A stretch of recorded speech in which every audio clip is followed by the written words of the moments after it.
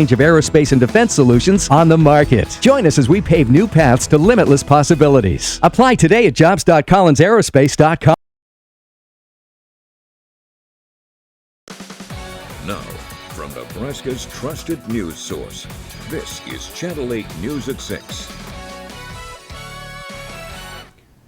We have a developing story out of Omaha this evening. Omaha police say Creighton's baseball operations director coach was shot multiple times.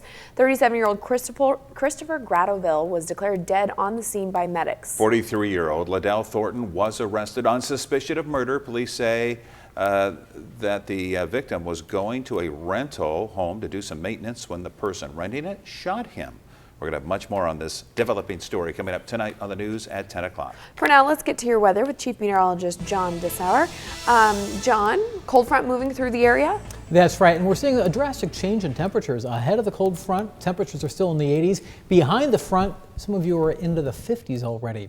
Now that front is just off, really over the top of Lincoln at this point. Back to the west is where we're seeing some drier conditions as well as the cooler conditions. Now, where those showers and thunderstorms are lining up east of Lincoln, between Lincoln and Omaha, that's just on the leading edge of that cold front. Also notice, so back behind it, we are seeing a couple of very light showers now moving in towards the Hastings area right now. So it wouldn't surprise me if we've got a few raindrops falling on the east side of town.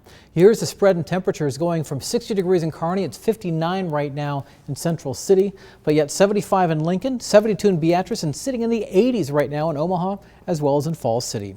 For the rest of this evening, we'll keep cloudy skies around, 67 degrees by 9 o'clock, 64 degrees by 11 o'clock. We'll keep cooling down. We've got some cool temperatures the next couple of days, some cloud cover, and the chance for a few showers. We'll time out all of that for you coming up in just a few minutes. We'll talk to you soon. Thank you, John.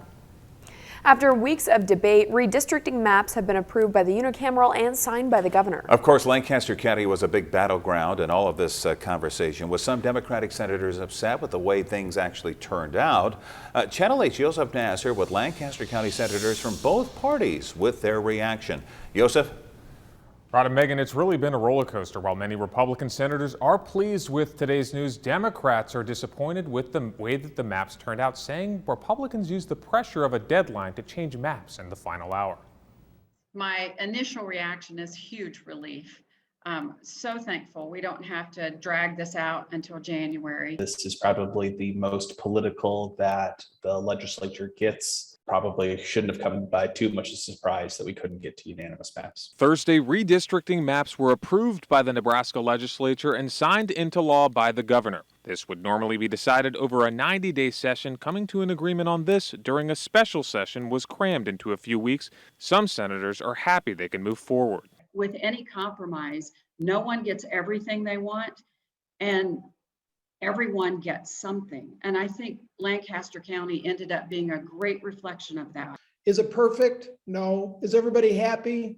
No. But, I think it shows that we can accomplish a lot when we put our mind to it and everybody's willing to give up a little bit. I'm pleased with where we ended up for Lancaster County. I'm going to guess that my Democrat counterparts are probably pleased as well. Democratic Senator Matt Hansen had different words to characterize how he and his Democratic colleagues felt about the new maps. I actually voted no on all the maps today.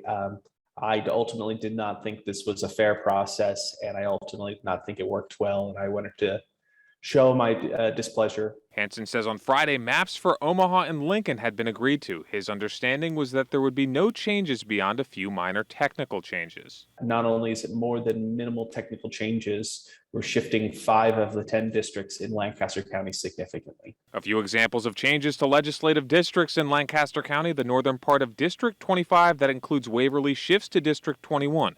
Another portion of District 25 that includes part of Northeast Lincoln moves to District 2. Some argue the changes put Democratic senators in more rural conservative areas, possibly jeopardizing chances of re-election. Republican senators say had maps not been agreed to by last Saturday's deadline, it would have had a domino effect into next year. It would have pushed the primaries back at least till June.